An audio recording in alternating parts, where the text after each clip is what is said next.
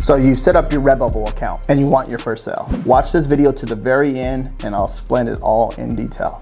Hey, my name is RJ Martinez and we're gonna talk about how to get consistent sales on your Redbubble account, okay? And this applies to beginner level, intermediate level, all the way to expertise, if you wanna call it that. When it comes to any of these platforms, one of the most important things is figuring out how people search on a platform, okay? And then just give them what they want. Literally, you apply that to every single platform and you will make sales. So that's the idea. Same thing with me creating this type of video. I'm giving you what you want and providing the value, and then you're gonna consume it and then it's gonna work for you, because I wouldn't make this video if it didn't work. So in this video, we'll be taking all the tips and tricks that you can use from the very start to get ahead of your competition and start your POD business with a bang. So if you're looking into getting into print on demand, there has been no better time than now. With so many people sitting at home, and online business, retail is picking up, this can be a golden opportunity for you. And first things first, make sure you guys give this video a thumbs up. And if you haven't subscribed to my channel, subscribe to my channel. And if you have any questions, feel free to comment down below. So everyone makes this mistake, okay? They get started and they design what they want, okay? Not what the customer wants. They design what they want. And by you doing that, you gotta think about who's gonna buy the product. Is it gonna be you or them? Okay, so it's one or the other. I see a lot of this happening in the community when it comes to doing this. You have to figure out what your target audience wants. What do they want, okay? And then if you give them what they want, it makes it so much easier for you to make your first sale, your second sale, your third sale, your fourth sale, your fifth sale, so on. You get the point, right? So the most important thing when it comes to creating something for someone is you have to understand what they want. Now, finding your target audience, right? So learning about your target audience, okay? And this applies to research, okay? What are the colors they want? Do they want a simple text-based design? Do they want a graphic with the illustration? You know what I mean? Or just the illustration. Like, there's so many different ways that you can approach a certain target audience. And one of the best ways is by going into, like, let's say like a Facebook group, and you can go into like a post where they're talking about something and looking at a thread and seeing what people are liking and what do they want. Pretty much do research on any online shopping platform. This can be Redbubble, this can be Etsy, this can be Amazon.com. A Google search, right? Just look at the images and stuff like that and get inspiration and see what's going on. Pinterest is a gold mine too as well as far as research. There's a lot of pins and stuff on Pinterest that people just love, and a lot of purchasing going on through links on there and stuff like that. But that applies to any social media platform too as well. Or if you want to call it a search engine, right? So it just understanding your target audience and give them what they want is very, very powerful for you to make consistent sales or even your first sale on any online platform. All right, one of my favorite topics to talk about is the algorithm. I love talking about algorithms, right? And learning about them and what they can do for you, right? Well, because this is one of the ways to figure out how to place a product in front of a customer. How is a customer gonna search for your product, right, on the platform? How they're gonna type it into the search bar.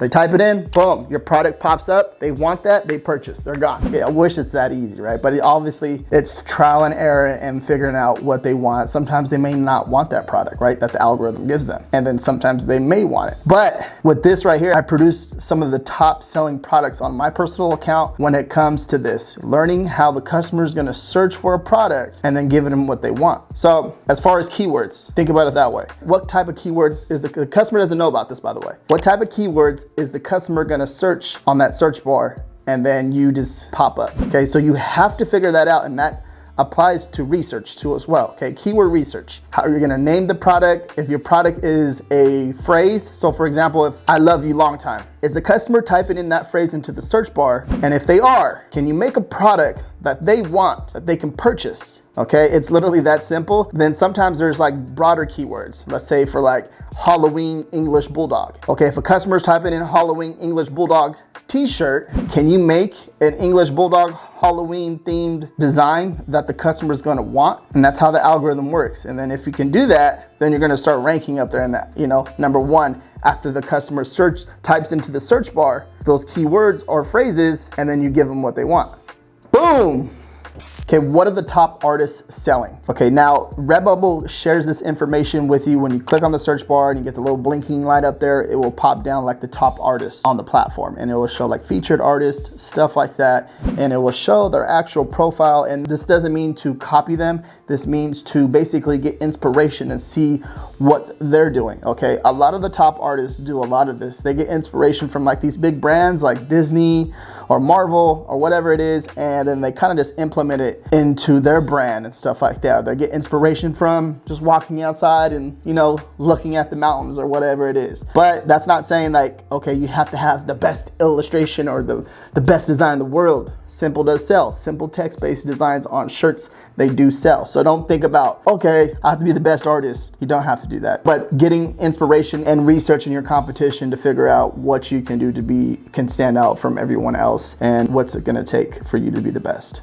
Another thing too is figuring out what's trending right now at this time and moment, right? You know, you see a lot of like retro designs going on around right now that are, you know, making consistent sales. They're consistent sellers, top sellers in certain niches. Now, if you apply what's trending around on any of these online platforms and you can apply it to your niche, that's one way to find create a consistent seller in your niche. And next thing you know, it's selling 1, 2 times, 3 times a day, or just selling every single day by implementing that, okay? So if you see like a funny phrase that's trending right now, if there's a way to take out one of the keywords in there and put your niche in that saying, it'd be like English bulldog, like a funny, nope, not today. And it's a picture of English bulldog. Me doing that right there, I just grabbed a saying or a phrase that's doing really well in every single niche, but it's not available in my niche. So I took it and created a design from that saying. And next thing you know it, I'm the top seller in my niche for that saying because it wasn't implemented in my niche yet. So that's one way to do it.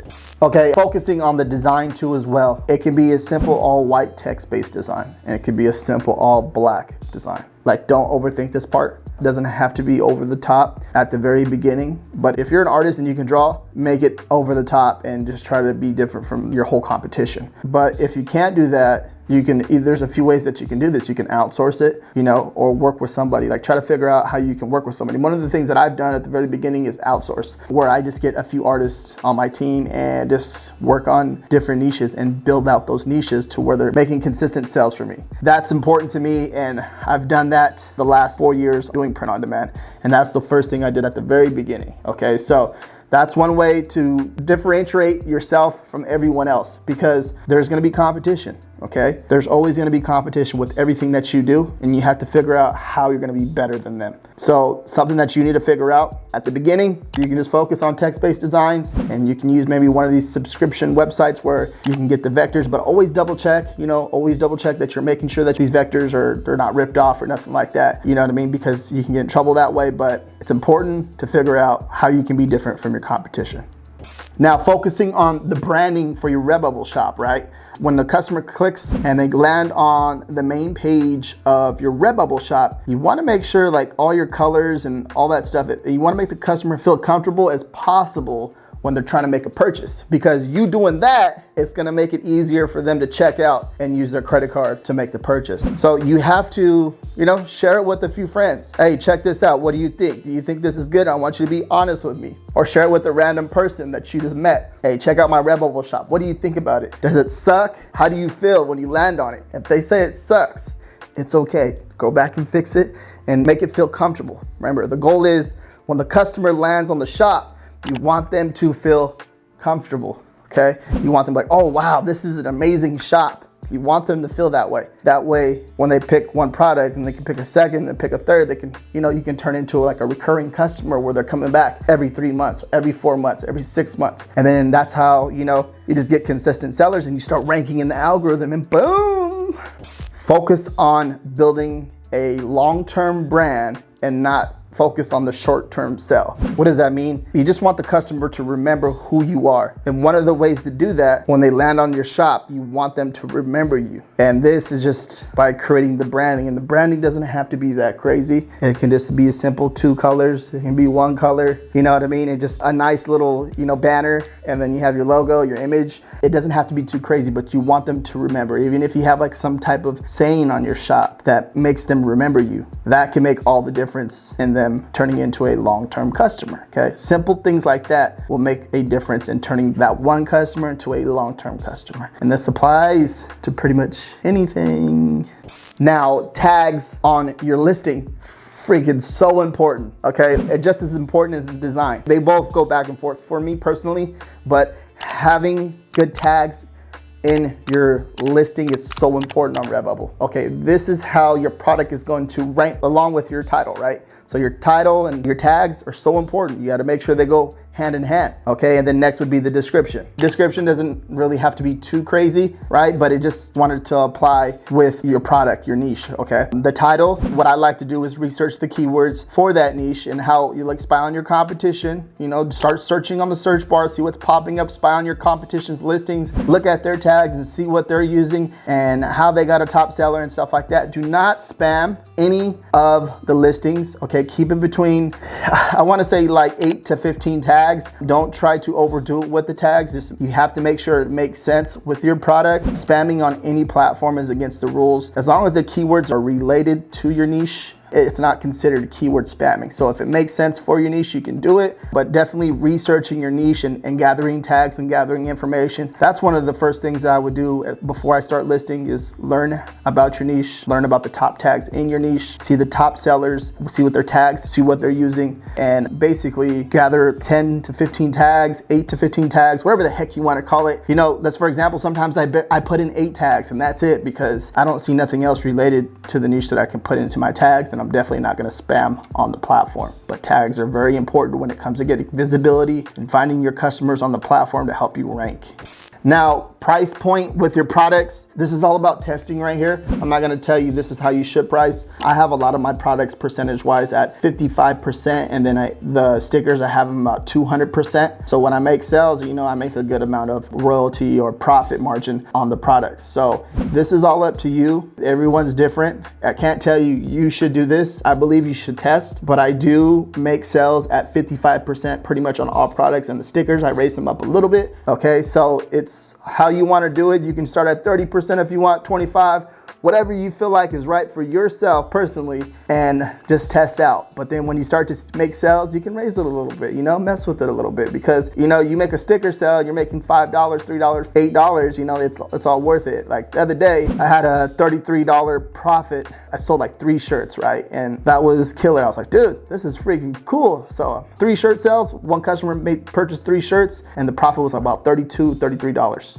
So one of the ways to stand out from your competition too as well is if you know the niche already. So for example, if you grew up your whole life playing baseball, you know all the sayings and funny sayings for baseball, and that's your favorite sport, and you stay up to date with it every single day, you watch everything, you go to baseball games, you obviously have an understanding of the sport. So when there's a new saying coming around and people are saying it and it would fit on a t-shirt or a product, there you go right there. So leverage the ability of what you know right now, like a hobby. That's the niche right there. It's your hobby or whatever you enjoy. Start making money with that, because then it becomes more of an entertainment and you start to have fun with it. And that's one of the things that I enjoy doing personally myself, is something that I know and I'm having fun with it. Then you start to make money with it. Come on, man.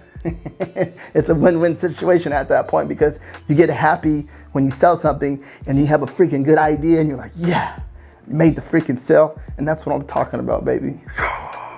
Now, marketing your Redbubble store. You can build a presence on pretty much any social media platform. You just got to work at it. And that's a whole different topic when it comes to social media. But learning your analytics, when you start to post, you know, let's say you make around 30 posts, learning your analytics and what people are reacting to, right? Certain topics or certain design or a certain product or whatever it is. Learning that, and you see people that are enjoying those type of products or sayings in a niche or whatever it is on your social media account, doubling down on that can drive a ton of traffic to your shop. Even reaching out to influencers, that's one way to do it too as well. Reach out to certain influencers on Instagram, YouTube, Facebook group admins, stuff like that, and seeing if they can do a shout out with your product or wear your shirt in the video, whatever it is. That's one way to market. And it's very underrated right now, and that's something that you can be taking advantage of to help you rank your product on that front page. Because then when you rank it on the front page, you start to get organic sales. So you're making money over here with your influence marketing or your social media marketing, and then you're making your sales organically too as well. It's a win-win situation. Then you make more money.